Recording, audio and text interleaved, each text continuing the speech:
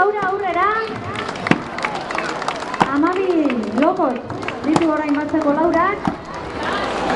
Eta dezenteko tartea eskuratu dutenez, itxura guztien arabera. Gaztek, edo bueno, horreko lazagazti ere hortze dago, baina irabazteko dute gaurko desafioa.